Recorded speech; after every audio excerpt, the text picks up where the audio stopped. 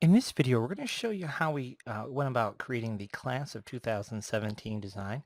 We're actually going to be doing the class of 2016 in this video, and we're going to show you step by step how to do it because inevitably you may want to create a similar effect or you may want to use a different font than what we've chosen for you. And once you see how easy it is to create the design, for sure you're going to want to experiment a little bit. So let me show you how we go about doing this. Let's grab our text tool here in CorelDRAW, type out 1.6. Let's go ahead and open up our font manager here inside EasyStone. I like to use our font manager because we can pull out fonts very easily. I know the name of this font is called Rager something or other. There it is right there. Script 1 Rager Heavy. And I got this, I'm pretty sure I got this off of the dafont.com as a free font. There it is. Let's go ahead and I'm going to just stretch it out a little bit. That's just a personal design choice for me. And then I'm going to set this to be about 8 inches overall width. Now, from here, I need to make some design choices. The original font you could see has some sharp corners around the one there, and I want to clean it up just a little bit. So I'm going to just double click on the font, or actually I'm going to click on the font and convert it to curves, then double click on it. And what that does is it brings us right into our shape tool. Now, a lot of times when I have points, what I'll do is I'll add a node on either side, delete the one in the middle, and that rounds it off. So we'll do that over here. Either side, delete, round it off. This one here, I'm just going to try and delete it, and then I'm going to try and delete this one. So you can see how it just kind of rounds that off. Okay, so there's no hard and fast rule there. Just round it off and make it look the way you want it to look. Again, it's kind of got a weird point there, so I'm going to add a node, delete a node. Just double click to add one, double click on the node to delete it. Okay, see, add a node, and there's one there, so I'll delete this one, and you can see it just rounds it off. Now the 6 is pretty good. The only thing I might do with the 6 is change this node, move that, pull that up a little bit, something like that. Okay, whatever you want to do, you just modify that. This is weird too. Let's round that off a little bit more. All right. So now that we have our design the way we want it to look, let's go ahead and apply that boundary of stones. Now, the way we did this is we did this in SS16 stones. Another reason why you want to know how to do this for yourself, because you may not want to use SS16 stones. But we're going to use SS16 because we've already done 2014, 15, and 17 all in SS16. So we might as well stay consistent. So what we want to do here, you see our stone size is set to SS16 stones. We just right click on SS16. You can see as I do that it changes the stone size. So there it is for SS16 stones. And then what we're going to do, now SS16 stones here in EasyStone are set to 4.8, and we want to create this channel. So we need some space on either side.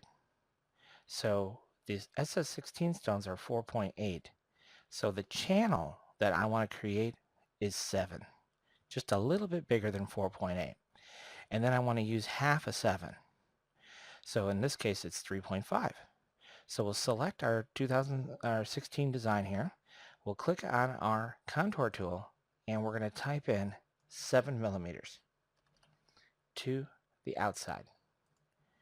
And there we go. And we can right click on that orange outline and break it apart. And let's add some stones to it, just to make sure that that is going to give us the distance we need. And now you can see we're too far out. It's a good thing we did that. Let me undo, because we made a mistake. Now I know what the mistake was too. We used 7 millimeter offset, and I remember I said we want to use half a 7, which is 3.5 millimeters. There we go. So now we can break it apart. Then we will add some stones. And now you can see we have a nice perfect distance all around. Now you see here, when we added stones, we don't have a perfect intersection there, and we don't have a perfect intersection there. But that's okay, because we're going to fix that later.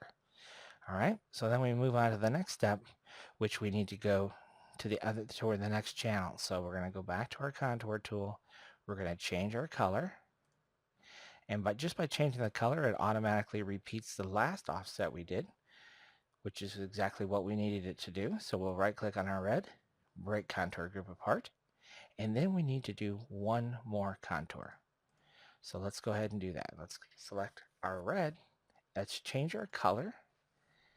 Again, it's going to automatically do an offset, but this time I want to increase the offset to 5 millimeters. Make it a little bit thicker. And then we're going to right click and break contour group apart. Okay. Now the next thing we want to do is we want to create this shadow. See how it's kind of thick? We have a channel here, and then we have that shadow. Okay, so that's what we want to do now. So we're just going to take this pinkish color, make a duplicate, shift page down to push it to the back, and we're going to create this channel look, something like so. Now if we select the whole design, you can see right now it's right at 10 inches, which coincidentally enough, so is this one. So we're good to go. So what we're going to do is take those two pinks and weld them together. And what you have is you have one solid pink. Then we're going to take the red and the pink, and we're going to combine those two together with our combine tool. And now you can see we've created that channel, and this peachy orangey color, we're going to add some stones to it. But remember earlier we had a problem with the intersections here? So let's switch to our shape tool, and let's click on that node, hold our shift key down, and click on that node. And then what we're going to do is we're going to go to the editing tab, and we're going to break at nodes, and then we're going to add stones. And there you go. You can see, looks, that intersection is now perfect, and this intersection is now perfect. So that is exactly what we needed. So now what we're going to do here is let's just go ahead, this has an outline, so let's get rid of that. Let's add a weed box. Let's select the whole design. The stones have a path to them, so let's delete our stone paths. Don't need those anymore. Let's set our, and this one here, I don't know, we'll just do a darker color like that. Let's go ahead and type out class of. Let's do our Rager Heavy again. We'll go ahead and move this into position over here. Rotate it. We're going to scale it up. Just like so. Pretty good looking design. Now, we do have some work to do though. On the class of, we can't layer things.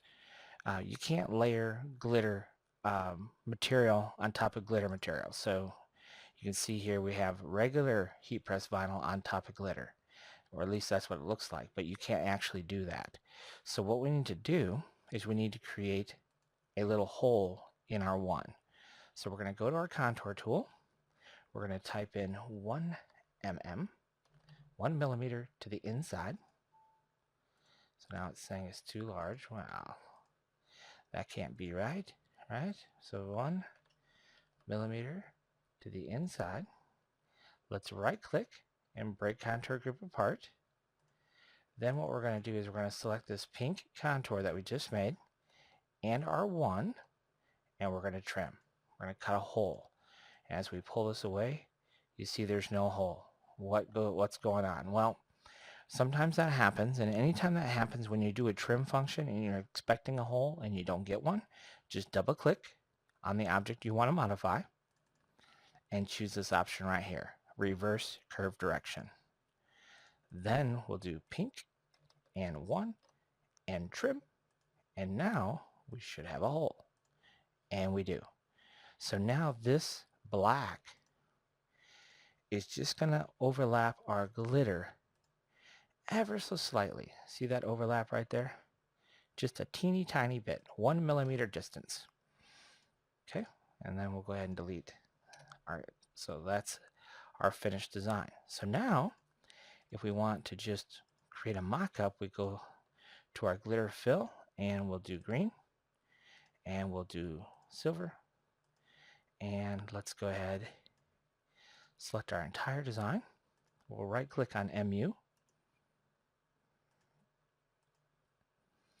and there we go. That takes care of our design.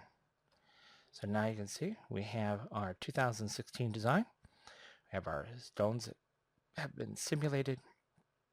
We got our glitter fill going on, and that is the finished design. And honestly, if you were to sit down and create this design without doing a demonstration like I'm doing, it probably takes 5 minutes to do. So very, very simple concept. If you understand the tools here in EasyStone, also the tools here in CorelDRAW, you can create this design very quick and easy. Thanks for watching.